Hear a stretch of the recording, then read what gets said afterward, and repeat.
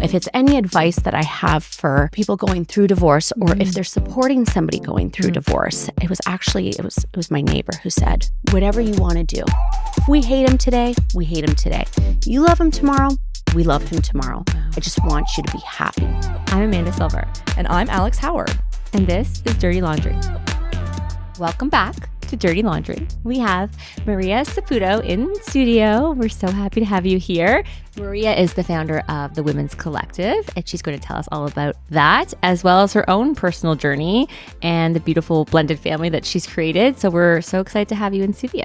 Thank you. I am so happy to be here. This is, I've been excited about it all week, and I definitely have a story to tell. And you know what? I've always been about coming to the table with honesty and transparency, and you just never know who's going to hear it and who it might help. So it's true. I'm really happy to be here. Thank you. And it is honestly that sort of openness and vulnerability that both Amanda and I try and foster, but also like outside of this room of just showing up. I mean, we talked about this at our pre-meeting, if you will. Our little ladies' lunch, the four of us. It was just so nice. The way people heal and the way people connect, the way people get through things and celebrate things is just storytelling. Right. And so with that, let's tell a little story. So you have kind of experienced, I almost want to say every type of family dynamic a woman could, right? So you had your daughter young. Raised her on your own. No, me and her dad stayed together for a few years. Oh, you did? Okay. Really tried to make it work. But at the end of the day, we were just two different people with two very different love languages. And, you know, he couldn't be what I needed him to be. And even though, you know, I loved him and he had a love for me, I truly believed that he could find greater happiness. So, you know, it was a tough one, but we did our best. And I really tried my best because I wanted to give my daughter something I didn't have. So really, the only thing that I haven't experienced is that true, like, together family, mom, dad, biological child. The nuclear sort of which family. I mean is overrated, guys. Aspiring to we've got to sort of rejig, and it's happening slowly, but rejig this sort of idea of what a family is and like what we're all aspiring to get, which, as we know, of course, Amanda and I in this industry, not that great sometimes, right? Not meant for everybody. And so you found happiness elsewhere. Yeah. I did, and I didn't think I would. And after, so I was with my daughter's dad for a few years, and then I met my now ex-husband, and we were together for a total of 7. And after that, I really didn't think I would ever get married again. It was just something that was not on my bucket list. I didn't feel like it was important. And to each their own. There are some people who do not believe in marriage, and you know, rightfully so. And the stats are really against it. But after I met my partner now, we had that conversation early on, you know, and he said, would you ever get married again? And I went, it's really not really to me. I said, would you? And he goes, yes. And he's been married twice. I'd only been married once. And shortly into our relationship, I quickly changed my mind. So for my own reasons. And I think and for the right person this time. You know, and the right person right now. You know, and hopefully all we can do is hope that we continue to love each other, to grow together, and to be committed, right? I do believe that, you know, there is such a thing as like love or love at first sight, or that connection, that chemistry.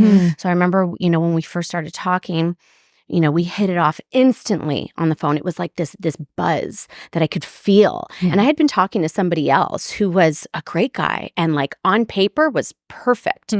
Minus the divorce, right? Sure. Or in spite of. Right? Or because of, or because of. What society thinks is perfect. Of course. Right? And I met him, and it was this instant energy, this instant buzz. And we went, well, let's meet in person first. And let's see if like we do have that chemistry, right? So we had that chemistry, that love grew quickly. But then love really does become a choice. It becomes a commitment.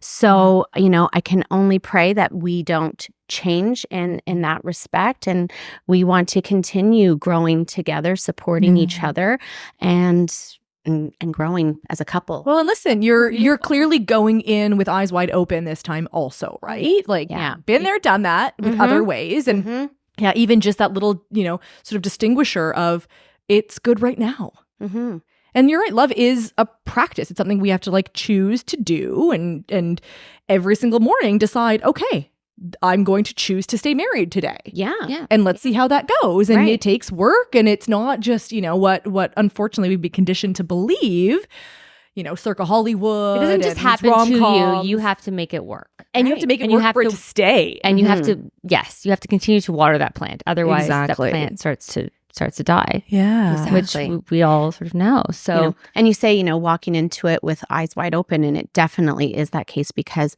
we came into this relationship in a very honest way. Like I knew all of the skeletons in his closet, and I was forthcoming enough to tell him mine because let's face it, I mean, I think I might be perfect some days, but I'm not. And I come with my own set of baggage and mistakes and things that maybe I wish I could do over. I don't really think I wish I could do them over, but I definitely learned from them, right? Some things I'm not proud of, but we are human at the end of the day. Yeah, exactly. And that's so beautiful that you're able to do that. And that's one of the things, I guess, the silver lining that divorce or a separation offers you is that in your next relationship, you can come to it with a different perspective and like literally lay your cards on the table and be like, these are my issues. This is my baggage. This is what I'm dealing with, maybe an ex-spouse or what have you, and see if this is what they're interested in. Right. Whereas, early marriages with no kids and you're very young and you don't always see the skeleton.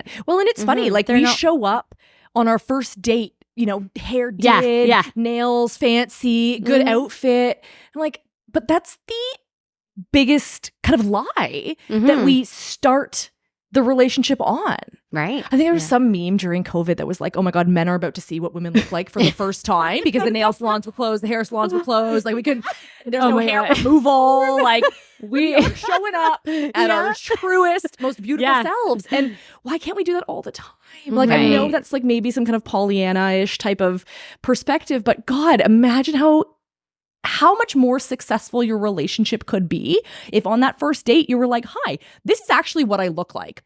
I got bad roots today and like I forgot my lipstick at home, but you know what? I'm here and I'm ready to talk to you and get to know you and show you who I truly am also. And let's have that as the foundation. Yeah. I think and why does it take 2 divorces or relationships to get to that point? Where you can be real and authentic with somebody. Braver. Like, I think maybe part of it is that we're conditioned to get married so young. Also right? a good point. We have this like bucket list. Okay, you go to school, you go to university or college, you get your career, you find a nice man or you find a nice woman, you get married, you have kids. Yeah. And really, how well do we know ourselves at such a young age, right? We have limited life experience as well to really get to know ourselves. Life experience, relationship experience. Yeah. Exactly. I think it's like a game of roulette. Like I think it's really a gamble. It's like you can get married at that age where you don't have the life experiences and you end up growing together and it works out and you grow together and you get through the challenges together. But it's a gamble because it might not. And we know with the statistics, half of them don't. Yeah. So what are people doing wrong? Are they getting married too young? Are they getting married under false pretenses? Right. Well, are they, what is the answer here? I think, we're told in many cases by our parents, this is the kind of person you look for. Told and role model. Right? And so we kind of wait to receive that resume and go, okay, tick, tick, tick. Okay, well, everything appears good, right? On the outside and on paper. But is the feeling there? I think what we're not taught to do is how to follow our intuition. Well, we're actually, as girls, told to ignore it. Yeah. And to listen to what we're being told, again, typically by men, but we're not going to go down that road because Lord knows I love that conversation. But yes, we are really turned off. There's like a mind-body disconnect. And I know for me personally, I've probably spent the last, maybe since having kids, trying to reconnect with my body and being like, I know what my brain is thinking, but where is that messaging coming from? Because if I actually pause and look inward, it's a very different message that I'm receiving. But you have to have the time. Like these is and the self-awareness and the it's a very privileged position to look critically to at yourself and the decisions that you're making while you're making the decisions. Like some folks are working 2 jobs just to put food on the table, do what they can to survive. Exactly, they're in survival mode. Exactly, it is a luxury. But if folks could actually listen, and women in particular, to that little voice, like it is so wise. Yeah, and I find there's so many. Especially we're talking about women, but I find there are so many women who, after they're getting, they're going through separation or they're going through divorce, and they're like, yeah, I saw the flags. Right. I have hard. It's hard to find someone who hasn't, Right? Who can look back now in hindsight and be like, yeah, I know, I saw them, but I ignored and that them. but sort of kept them in in that path of getting married, because you've got the family who's invested. You sort of doubt your own instinct. Do you really want to like go down this route and like call off an engagement and you'll probably be able to fix it and then and they make all of these justifications and then they catch up to you. Yeah. And those red flags don't go away.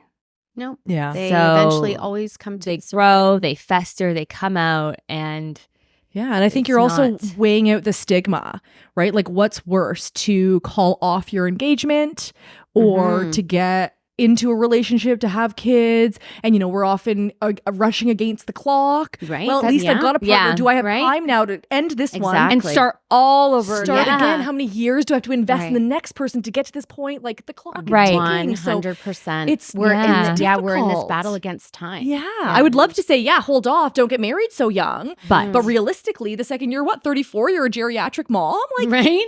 that's horrible. Yeah. And then that stigma. Right? I think it's 38. Okay, sure. I'll give, let's give us, come on, let's give us a couple years. Man always hates when I age. I hate it. Anything. It's 38.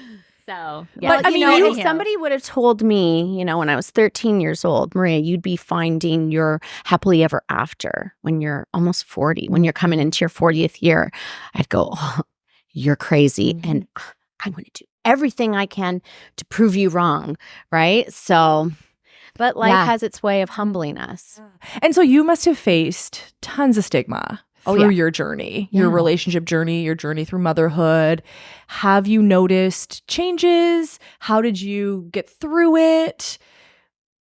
That's a loaded question. It is. So, I apologize. Maybe she wants to start with just her story. Just a warm up? Yeah, Did I go too fast? Or your I can background answer- I can answer of like that a chronology question. of your no? Maria knows what's up. Oh, Maria knows. Yeah. Well, you know what? So let's start with, I was a child of divorce. So I don't even have a memory of, I have the faintest memory of me and my dad being together when I was little. And it was him dancing around the room to a particular song. And that is the only memory I have of him. Right. And then him and my mom separated, and he was originally from Mexico. So after they separated, he decided to go back there. So I didn't see him pretty well my whole life. I didn't actually connect with him until about 3 months after I had my daughter. So that and that situation ended up turning out in a way that I never thought, because as you grow up not knowing your dad, you always think about, okay, well, this is how it's going to be. I'm going to find him, and this is the setting, and these are going to be the emotions, and these are the things I'm going to say.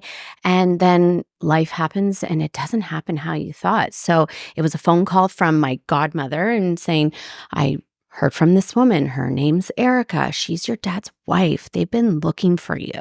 Oh, wow. And it was like such a shock, because I didn't think he was looking for me. I thought I'd be looking for him, right?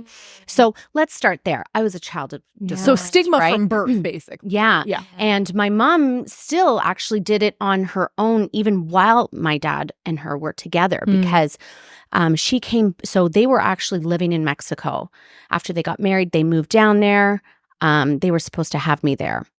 And then when my mom was 7 months pregnant, she decided to come back to Canada, and my dad had to stay down there. He had to wrap up, life, their business. Right. So she came back to Canada, and she was basically a single mom for the first 6 months who got no EI. Right. And There was no could E. not. Yeah. Well, she was short of hours because they had been living in Mexico. So she has me. She's off for maybe 2 weeks post cesarean section and going back to work. Oh my 2 weeks goodness. post-cesarean. Yeah. Oh, Yeah. wow. This is like So America. She really truly knows, Honestly. what it's like to do it on her own. So, I was raised by a very fierce alpha female, Yeah. right? And I would really love to kind of go around the room to see if anyone could ever describe my mom any different. She's a fierce woman. She is a strong woman. Love that. So, so I grew up and she would always tell me, I'm your mommy and your daddy. Right. And that was big for me. And so I never felt a lack. I remember going to school and, they're going around and they're saying, tell us about your mommy, and tell us about your daddy. Yeah. And I'm 5 years old going, my mommy is my mommy and my daddy.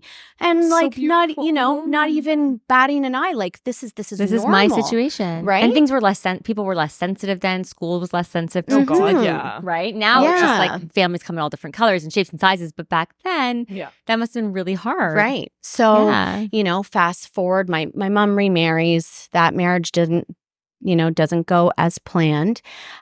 Divorces again, and then remarries when I'm around 15, 16 years old. Wow. And now we have a blended family. So now I'm also a child in it, seeing the dynamics and seeing what goes wrong, what goes right.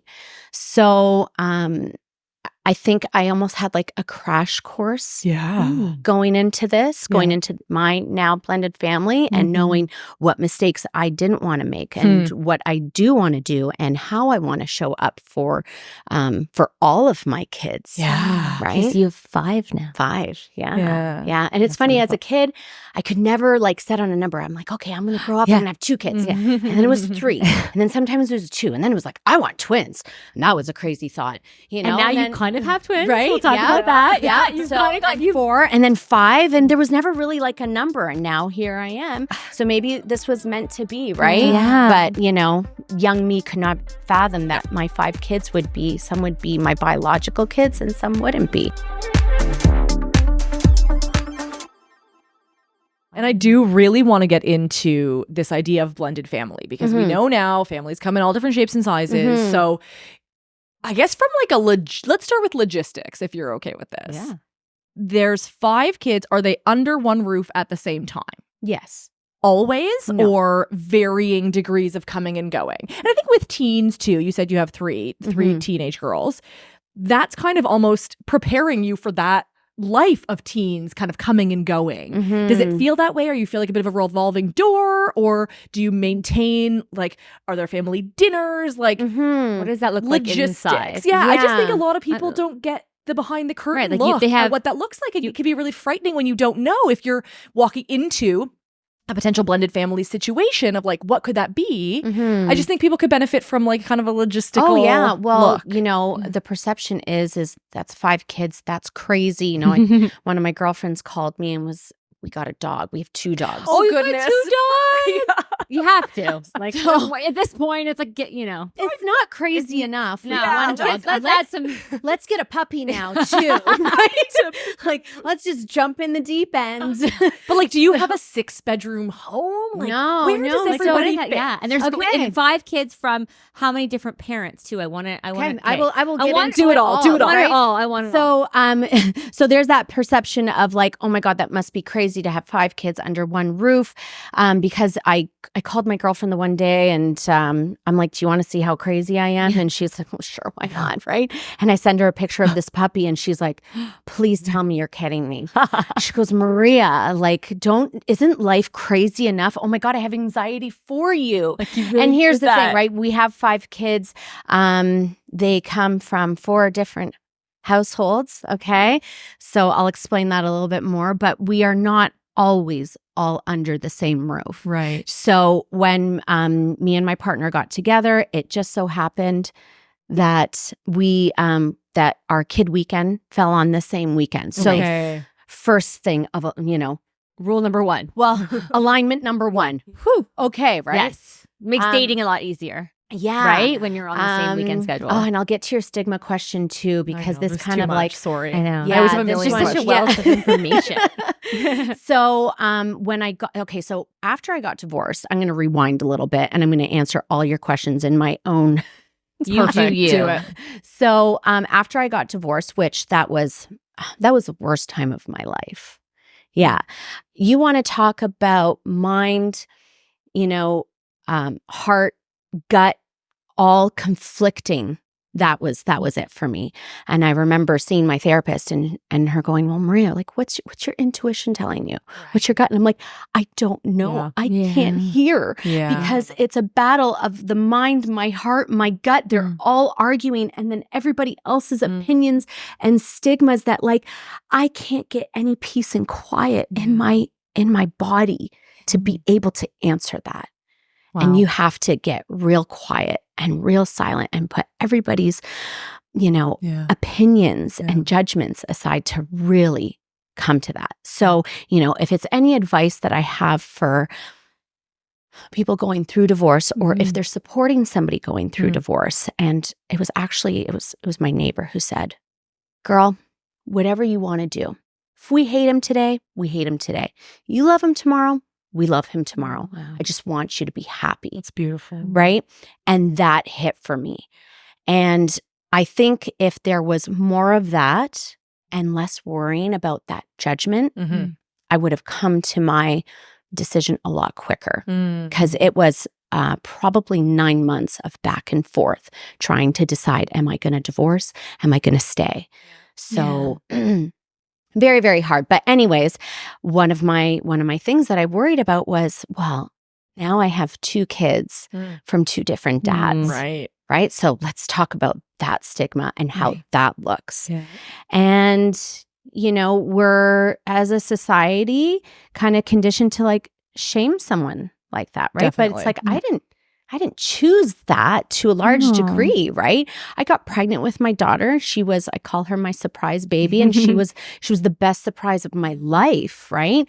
But I could have choose the alternate. I could have chose to terminate the pregnancy, but I was courageous and brave enough to go, well, Maria, you decided to have unprotected sex. So you better be old enough to put on your big girl pants and handle this. Yeah. And I had said to her dad, I'm having her regardless. You want to be a part of it? Amazing.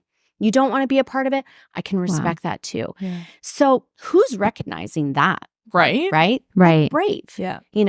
Just like it's brave to decide to end a marriage. Absolutely. Decide to end a life together and all the relationships that come with that.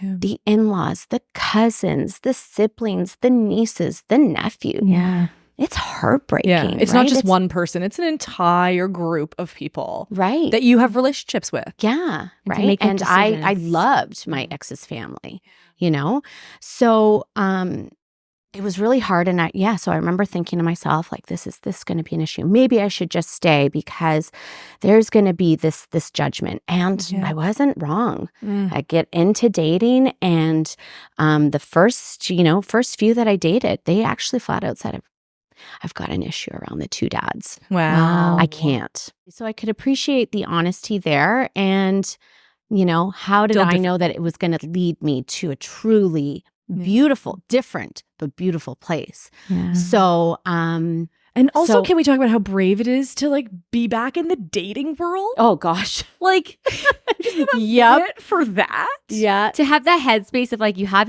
2 kids and you're dealing with parenting them with 2, exes, and then to go put yourself out there again. Yeah. Well, I remember I would talk with my one girlfriend, and we'd go when I was married, and we would say, thank God I don't have to deal with that.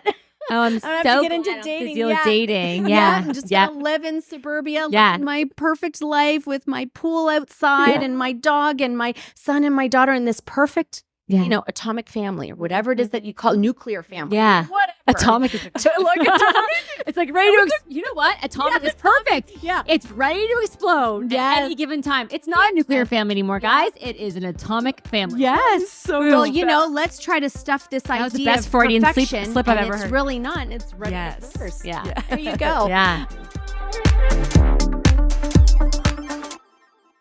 I love it. So so definitely dating again was really it was scary. So this guy comes up on, I think I was on Hinge. I tried Bumble, I tried Facebook dating, whatever, right? So this guy pops up who I know. And he tries to match, and I went, nope.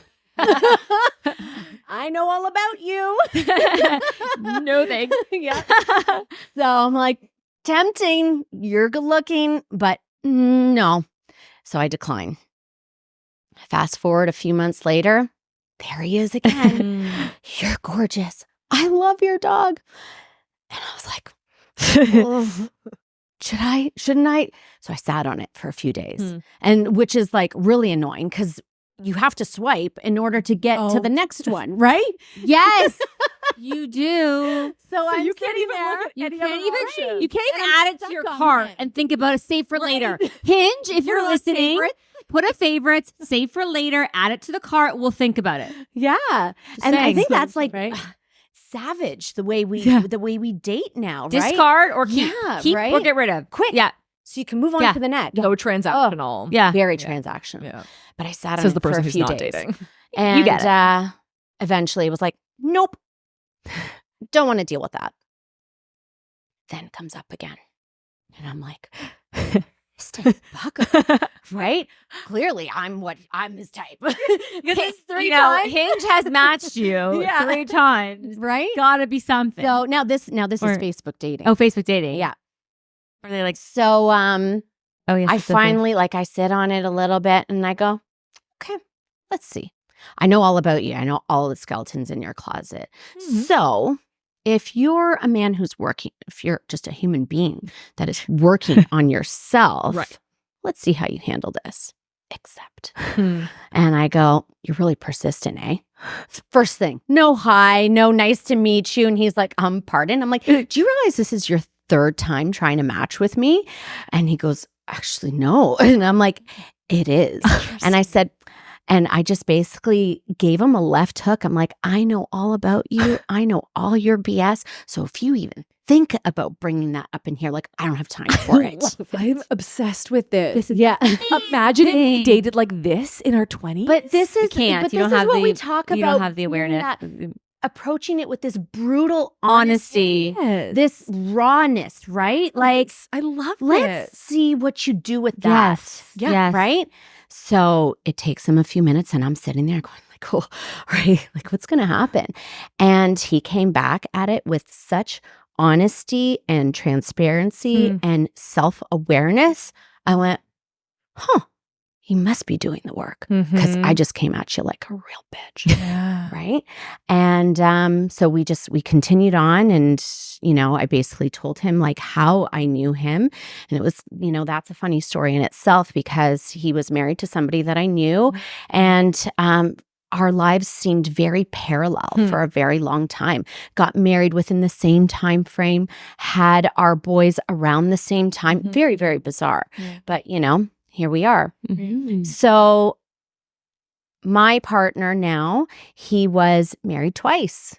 So he has his 2 girls from his first marriage and he has his boy from his second marriage. Also very similar to yours because you have your daughter from your first relationship and your son from your second. Right. And the girls are similar age and they look like sisters. And the Yes. boys are both 6 Yeah. and they look like twins. yes. Which is, Yeah. to me, it's Wild. like, It's wild. it is wild. Yeah. So Yeah. rewind now to just before I met Mache. I'm sitting, we're sitting at the dinner table at my mom's because I was living at my mom's for a while my divorce got settled. And she goes, Mommy, I have a feeling you're going to meet someone soon. It's coming. And I went, really? Okay. Your mom said that. No, my daughter. Your daughter said Yeah, my 12-year-old daughter at the Okay. time. And I'm like, okay, well, that's interesting. And she goes, but like, I want a sibling. And I went, okay, well, babe, manifest it, Yeah. right? Yeah. Nobody can take away your hopes and dreams. So, Totally. and she goes, I know, but like, I want a sister. And I went, okay, well, that's very possible. She goes, but no, I want a twin. Well, fast forward now, I remember I was seeing my therapist and I was telling her all about, my new relationship and what his kids are like. And we had just taken our kids to the cottage for the week. And I said to her, you gotta see this because Alicia said she wanted, right? She wanted not just a sibling, but she wanted a twin. And I showed her a picture of all 3 girls. And my therapist just like looked at me like, you got to be freaking kidding me, right? She did it. Yeah. She did it because Alicia and Julia look very, very similar. So, and they get along? Like, yeah. How does that work? I always wonder because you have 5 kids from 4 families, I guess we can say that. And they're an age range from 6 to 15. So our boys are 6, and they're 6 months apart. And then our girls are 13, 15, and 17. Wow. It's and wild. you can't actually tell really the age difference between them. They get along so beautifully. We are like incredibly blessed and grateful for that every day. We have a family group chat, which we've named like 19 kids and counting. We're not counting anymore. I am not. No.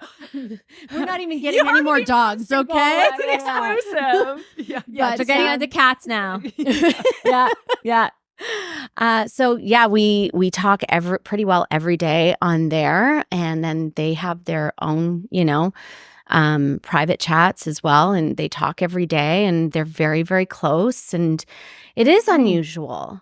And this is where, we poo-poo technology a lot, but this is where you really see it shine. Yeah. Because you don't get all your kids all together all the time. No. And how do you foster a relationship amongst them individually, with the parents and speak their language, right? Which is maybe the group chat that they need send to the funny YouTube video to the group chat or the GIF, whatever it is, because you've got 3 teenage girls, right? Yeah, so we like great. to think that, like, me and my partner like to think that we're still like pretty young at heart, and I think I am. I'm like the mom from the Mean Girls. I'm not a real mom. I'm a cool mom, right? She's gold. She's gold. Do you want to drink, honey? Because I'd rather you do it if you were here. You do it so well. But so that's one way that we foster that relationship. I always felt, and I mean, this is also growing up in it as well. I wanted to be their friend. First, I really believe that I had to foster that relationship, that trust first before I act like any type of authoritative person. Yeah, because his 2 older ones, you'd be their second stepmom. Yeah. So like they've been through that, and now here you are. You kind of have to earn your place, right? And you can't just jump in as an authoritative parent and be like, "Well, it's my house and I make the rules." Like that's not going to get you any. Well, I remember my stepdad did that with me, and I still remember the moment, and I was like, "That's infuriated." He had basically changed my mom's mind about something she used to let me do all the time, and he was like, "Nope," and I'm like, thinking to myself, you don't even know me. Yeah. You. Yeah. Spent the time with me. And I remember it like it was yesterday. There was a chair in the kitchen, and I just thought I'd love to just launch this thing across the room, right? So obviously that experience has informed how you're now be their friend first, and then you can earn your place as a parental figure. Yeah. Spend time with them. Yeah. Spend the time with them. Get to know them first. You have a balance, like all these kids coming and going in different schedules and different. So but I would help my partner. Yeah. So he's a trucker. And he works very long hours most of the time. So, and I'm self-employed. I run my own schedule. So I can basically, do everything around that. So I would offer to pick them up, on our weekend. And I get that time in with them, right? Or I would take the, right? It's like that hour drive in the car or 45 minutes. And, how was your day? Tell me about your friends. Like asking the questions, because like I actually want to know who you are. I want to know how you operate, right? So and they may want to share things with you that they don't want to share with their mom, right? Yeah, that's true too. It's kind of that sort of like aunt meets, coach meets kind of older sister. Like it's an opportunity to really have a really nice relationship and be in a position in their lives. And I'm really grateful because their mom, they do confide in me. Yeah. And sometimes they confide in me in a way that they don't with mom, or it takes them a little bit longer, or whatever. It's different. And luckily their mom is appreciative of that. And we work together as well to try to raise these girls as best as we can. Are you making decisions? Do you defer and let the biological parents kind of step in, especially in that disciplinary role, and you keep yourself removed from it? Like, how does all of that dynamic work? We try to keep the lines of communication as open as possible. So if there's anybody thinking about blending their family or whatever, like just in any relationship, it's communication. Mm-hmm.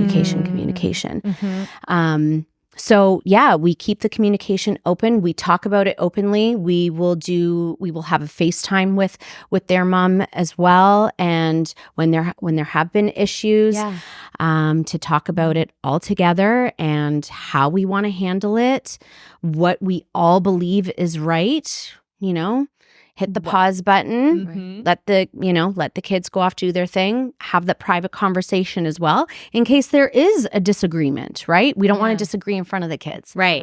That's key. We don't want them to see that. If you don't agree, let's say it's one of the girls and you don't agree on something, the parents will pause and then discuss it amongst themselves. Right. And is there like a veto power? Like, I'm wondering if like, does the biological parent get the final say on like what, like, let's say it's, I want to get a third piercing, or I want to get what, Go on a date or something, on a and trip. is it like the biological gets the final, or is it like our camp and your camp come together? No, it's the biological parent, I would say. But luckily, we're all fairly similar. Yeah. So I find a lot of similarities with Mache's first ex, right? We get along really well. We have similar points of view. So it does make it a lot easier, right? Mm-hmm. It makes it a lot easier just in general that we respect each other. I don't even have to, I could, if I didn't like her, I could put that aside and just respect her as a mother, right? Yeah, and respect her final say. Yeah, I think that's a key too. When you're coming in as a step parent, there needs to be a level of respect for the biological parent. Oh, you yeah. don't have to like them. No, but you got to. And no same one's goes for your asking you to stepkids teach. too. Right? You don't have to like your stepkids exactly. either, but you have to sort of respect and get along and for the greater good. Exactly. Right? For those kids, because really they're innocent bystanders at the end of the day, and they've been through enough. They have been through enough. So the least we can do as the adult, right? As the mature ones, Get your shit nice together. Nice in the sandbox. Leave your ego at the door and just play nice for them. And if we can't, how do we expect them to? Exactly. Because I'm sure. What are we teaching them? I'm sure it's difficult. Like, I want to know about what like your number one, difficulty is as a blended family. But I'm also curious about like their interaction. So like, okay, we talked about like interacting with the step parents and the biological parents. But what about if the kids are in conflict? Because I can imagine having 5 kids from 4 different households. They have different ideas. They're raised differently, different preferences. They're going to fight. Mm-hmm. Right? Yep. And so how do you like balance that? So my cardinal rule in the house is you treat others the way you want to be treated. So whatever the conflict is, my question always remains, if that had been done to you, would you be happy about it? Right? And normally they're all like pretty good and have a decent amount of like self-awareness and kindness, that they can answer it honestly, right? And it's also how we approach it as well, right? You don't come at them, guns a-blazing or being super angry. It's sitting them down going, let's be real here. Would you do how would you feel about this, right? So my daughter and I are the same in terms of I don't like conflict. So I'm just learning now, coming into my 40s, how to handle conflict. Right. And not to be afraid of it. And realizing that in all relationships, it is rupture and repair. And that repair piece can be really beautiful and really powerful. And I read something the other day and it was like, scar tissue, right? Look at scar tissue. It's super tough. It's thick, right? So yeah, there might be that rupture, that cut. Somebody cuts you, but it's how you repair it. And that can become stronger than what was there before. Love right? that analogy. Crushed it. Yeah. So now, when the girls are having a disagreement or somebody's pissed off the other person, we really encourage them to sort it out and stand up for yourself. Yeah. Alicia's very quiet. She's coming out of her shell a lot more. But we had to really encourage her to go stand up for yourself. If you don't like that, say it. Or, don't be advocate scared. for yourself. Yeah, advocate for yourself. Did you find that Alicia's your biological daughter? Did you find that like it was like her against like the two sisters sometimes? Like, is that an issue? Like, are there Third alliances? Oh, yeah. Like, you know what? I think that is maybe sometimes, or in a few instances, maybe her perception. Right.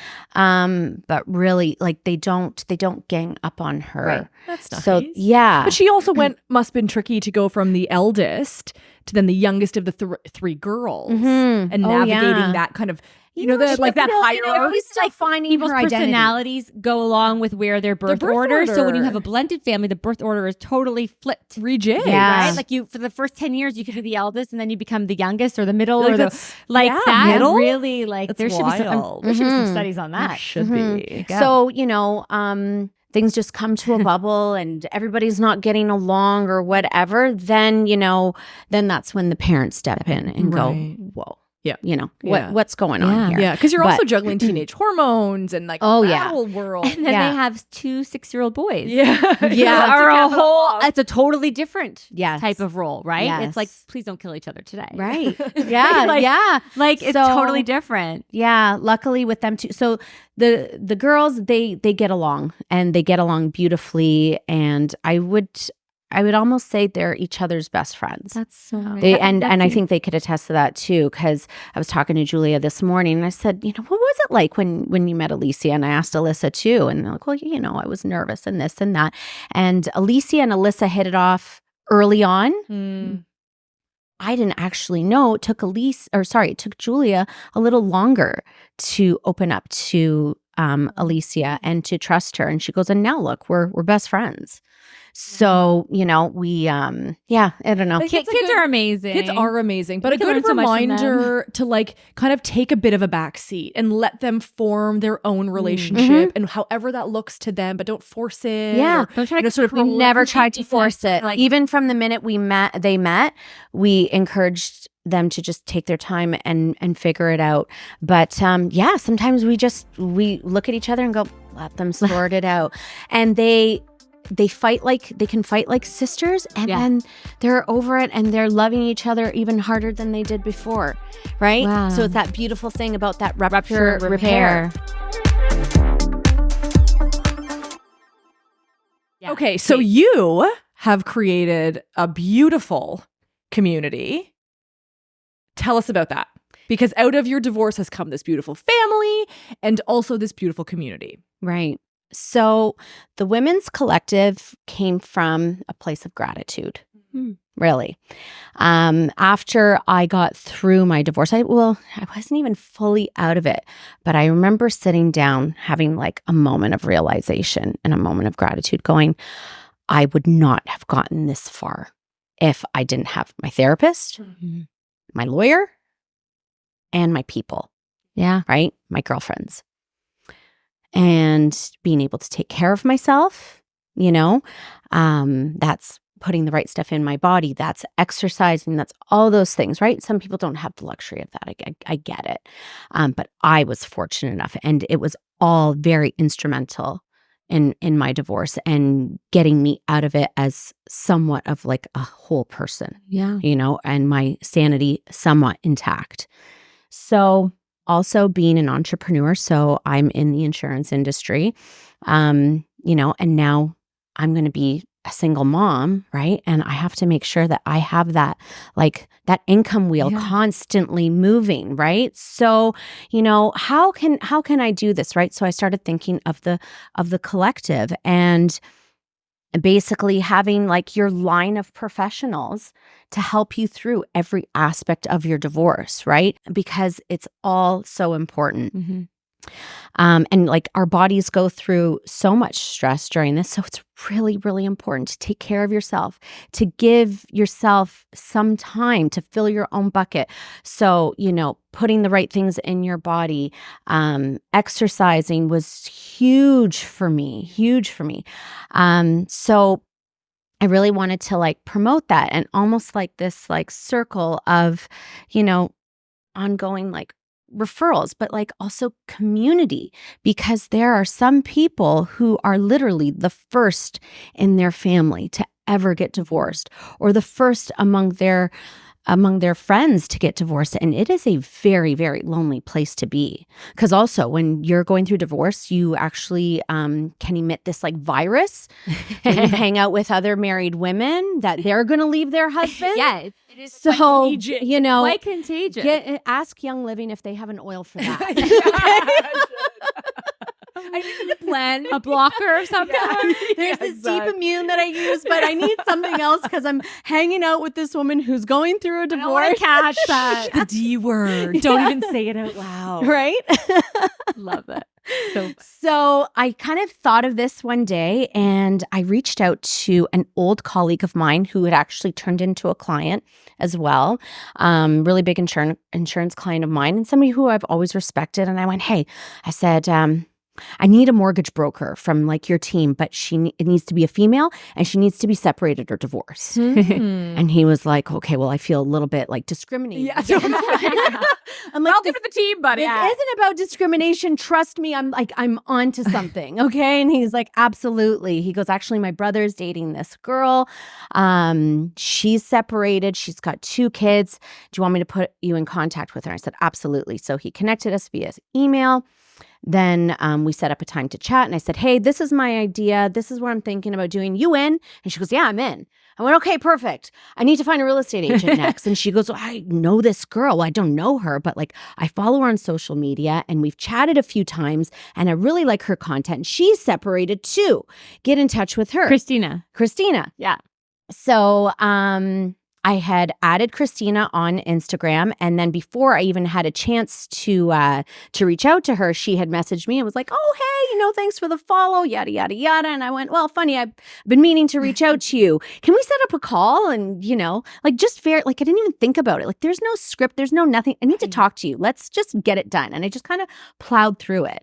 So from her to then I found, a psychotherapist, or I asked my psychotherapist, I'm like, I need a lawyer. And she goes, I got one for you. So she sent me to this lawyer. And then we have a grief recovery specialist as well. And like grief, like, whew. Huge piece. That's a Huge big often piece. overlooked. You are grieving. It is a huge piece overlooked. Yeah. It is a huge thing for us women. It is a huge thing for men.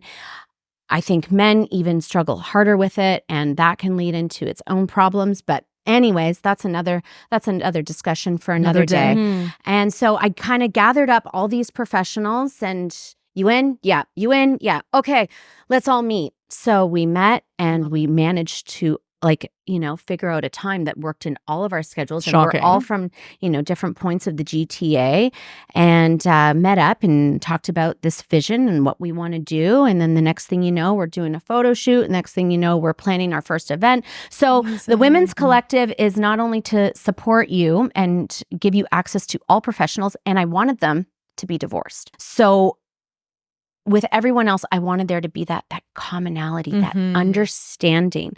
And when we all got together, it was like magic, and we all spoke the same language. Like when you and I spoke on the phone the first time, we just knew. We just knew, right? There's this profound level of understanding. Yeah. And is there anything better than feeling understood?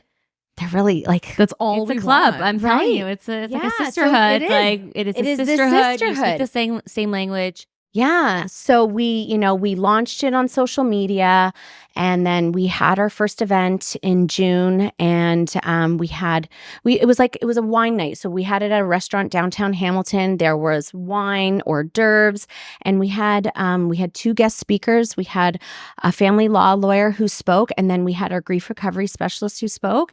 And then the rest of the night was for us to enjoy. We had door prizes. We had a tarot card reader, and it was funny because a couple of the workers at the restaurant stopped me and they go like, what is this? It's our secret society. They go, I don't know what this is, but like, this is amazing. And like the energy in here is so great. It's so positive. And I went, actually, this is what it is. And they had no idea. So yeah, there's, from a broken place, beautiful things can grow.